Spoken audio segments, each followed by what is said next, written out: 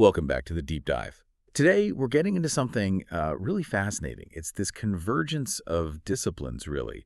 How you actually take these incredible AI models and, turn them into real, reliable systems. We're talking about the foundations of ML systems engineering. Exactly. And our whole mission here is to just pull out the key ideas from the sources that are defining this space.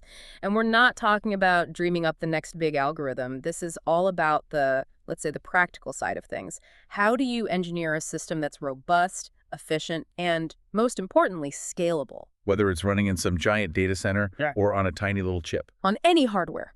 Okay, so that immediately brings up a huge question for me.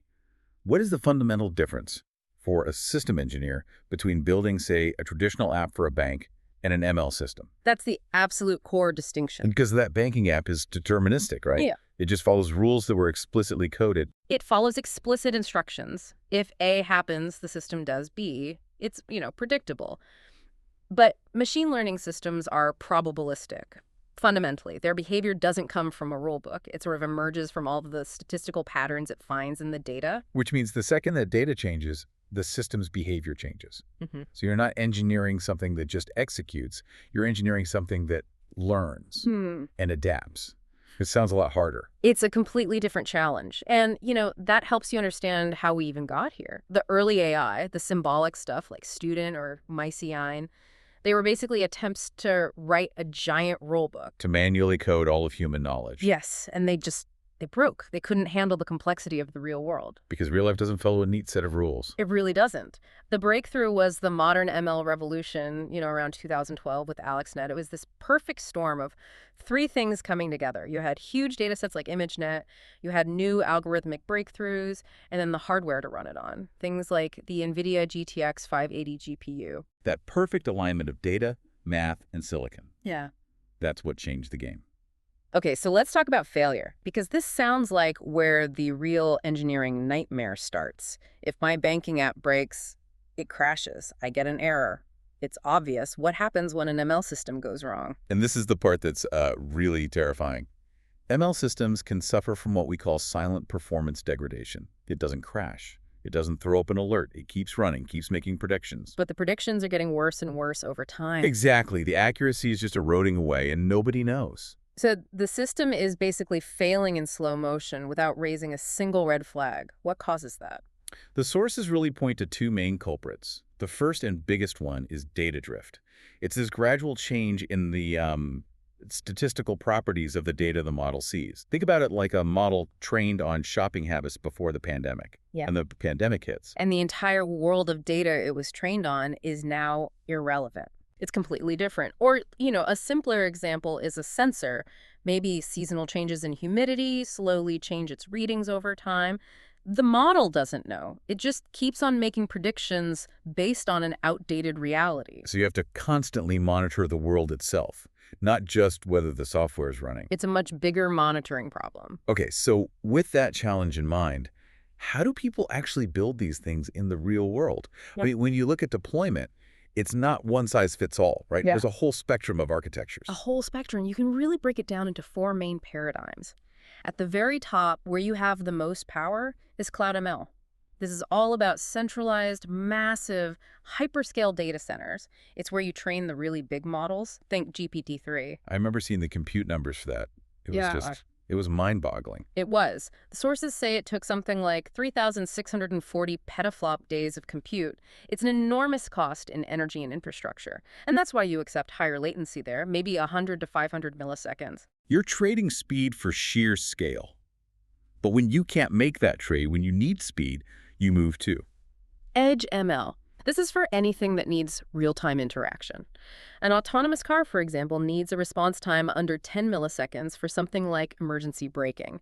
You can't wait for a round trip to the cloud. And the resources there are much tighter. Oh, way tighter. You might have, 1 to 8 gigabytes of RAM. Compare that to terabytes in a cloud server. And then at the absolute extreme end of that, you have TinyML. TinyML is all about severe constraints. We're talking kilobytes of memory, milliwatts of power.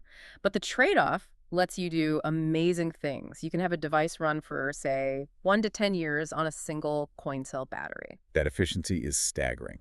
But is there another advantage to it, beyond just power consumption? There's a huge one. It's privacy.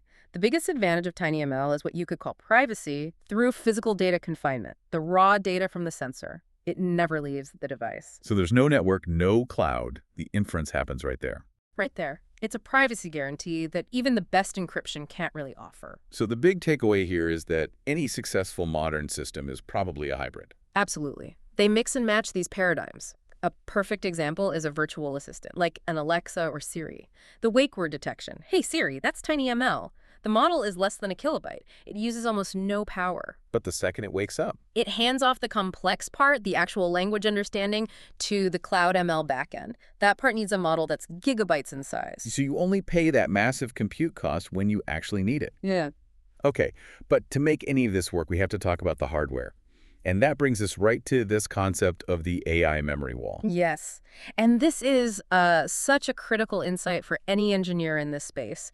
The biggest bottleneck, the primary constraint when you're training these huge models, it's not raw speed, it's memory bandwidth. That feels backwards. I would have thought it was all about having the fastest chip possible. Yeah. Why is memory the problem? It all comes down to energy, the energy it costs to do the work. Accessing a piece of data from off-chip DRAM can take up to 100 times more energy than just performing a simple calculation on it. That energy penalty dictates everything about hardware design. So that's why we have specialized hardware, Mhm. GPUs, TPUs.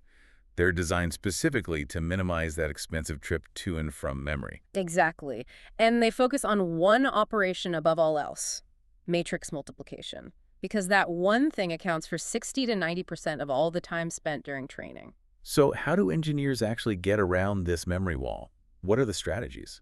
Well, you basically start making clever trade-offs. You trade more computation for memory savings. One of the most common techniques is kind of mixed precision training. In simple terms, what's that? You just stop doing all your math in full precision, or FP32. Instead, you do the bulk of your calculations in half precision, or FP16. By switching from 32-bit numbers to 16-bit numbers, you instantly cut the memory you need in half. So it's a brute force data size reduction. What's the real world speed up on that? On the right hardware, like an NVIDIA V100 GPU, you can see a speed up of up to 2.4 times. It's significant. Another one is gradient accumulation and checkpointing. These really sound like memory management tricks. That's what they are. With checkpointing, for instance, you don't store all the intermediate calculations from the forward pass. Instead, you throw most of them away and then just recompute them later when you need them for the backward pass. So you're deliberately doing more work, taking more time, just to save memory space. Exactly. You're increasing your computational overhead just so you can actually fit a huge model like a GPT-2 onto a GPU that only has 32 gigabytes of memory. But hold on, that trade-off seems interesting. If computation itself costs the energy, doesn't recomputing things actually increase your total power consumption? It absolutely does. It increases power draw, and it increases the time it takes compared to a fantasy system with infinite memory bandwidth. But you're hitting the memory wall. The alternative isn't a more efficient run. The alternative is not being able to run the model at all. It's a purely pragmatic choice to solve the biggest bottleneck you have. I see. It's a practical hack to get the job done. And this even affects the algorithms themselves, right? Like the choice of optimizer. It does. An optimizer like Atom is great for helping a model converge faster. But it has a huge memory cost. It has to store historical information for every single parameter. And that can create a 2 to 3 times memory overhead compared to a simpler method like SGD. Which means the system engineer has to understand the math, because that choice has real hardware consequences. Okay. Let's look at the architectures themselves. You mentioned there are 4 big families. Right. And each one has what we call an inductive bias, which is just a fancy way of saying it has built-in assumptions about the data it's good at processing. Give us the quick rundown. You've got your MLPs, multi-layer perceptrons for general tabular data. CNNs, or convolutional neural networks, are biased for spatial data, so they're great for images. RNNs, recurrent neural networks, are for sequences like text or speech. And finally, transformers, which use attention for really complex relationships. And since matrix math is the bottleneck for all of them, hardware designers came up with this specific solution.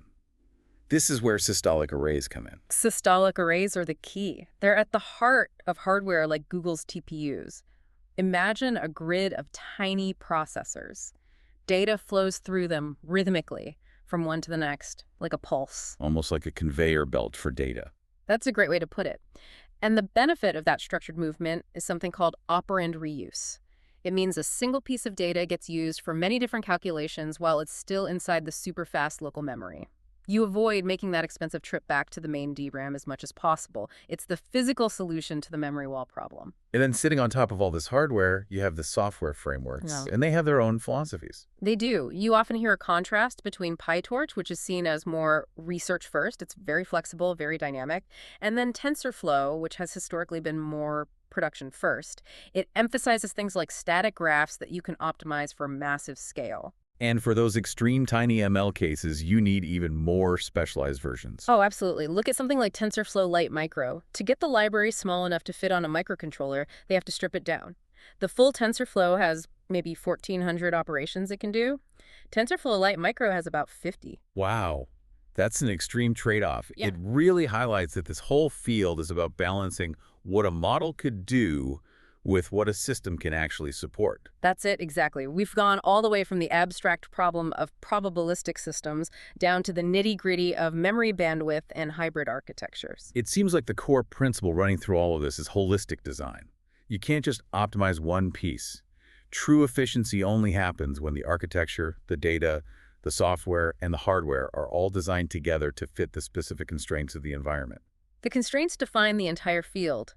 And we know from history that our algorithms have gotten smarter, that algorithmic efficiency has actually outpaced Moore's law. So, with the AI memory wall still being the biggest bottleneck we have for training, here's a final thought for you to chew on. What kind of new breakthrough in that hardware-software co-design will we need to keep that trend going, and to finally make the next generation of trillion-parameter models a practical reality for everyone? That's the question to mull over until our next deep dive.